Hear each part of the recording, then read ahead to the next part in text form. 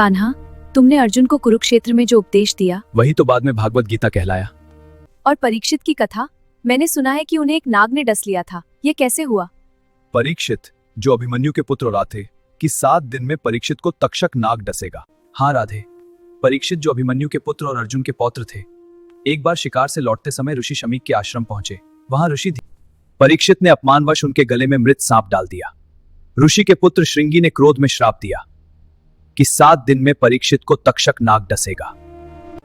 तो क्या परीक्षित की मृत्यु का कोई गहरा अर्थ था? बिल्कुल, यह दिखाता है कि मृत्यु निश्चित है, परंतु जीवन का सार जहां अंत भी आरंभ बन जाता है।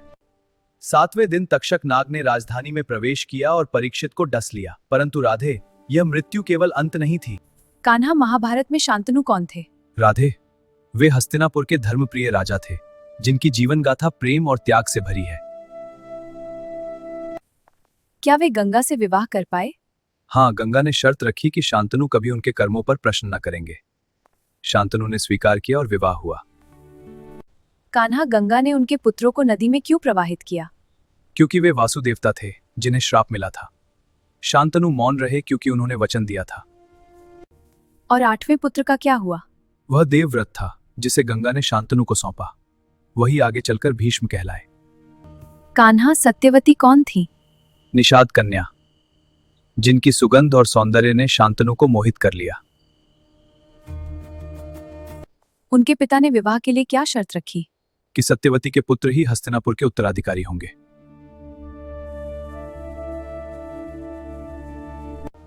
तो भीष्म ने क्या किया?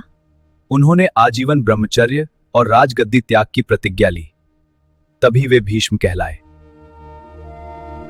शांतनु ने सत्यवती से विवाह किया?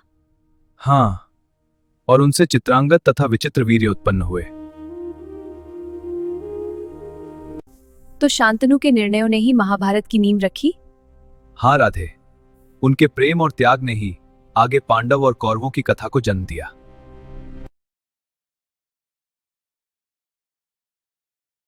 कान्हा, चित्रांगद और विचित्र वीर्य का क्या हुआ?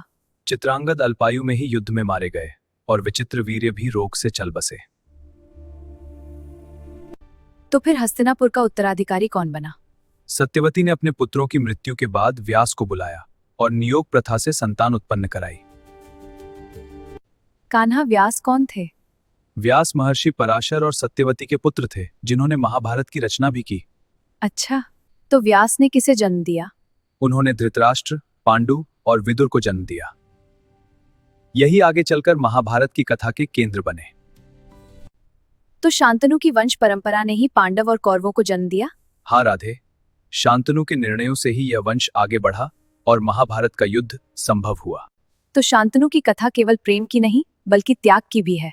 सही कहा राधे, गंगा और सत्यवती से विवाह, भीष्म की प्रतिज्ञा, सब त्याग और धर्म का उदाहरण है। कान्हा, क्या शांतनु को अपने निर्णयों पर कभी पश्चाताप हुआ? हर राजा की तरह वे भी द्वंद्व में रहे, परंतु उन्होंने धर्म और वचन को सर्वोपरि माना।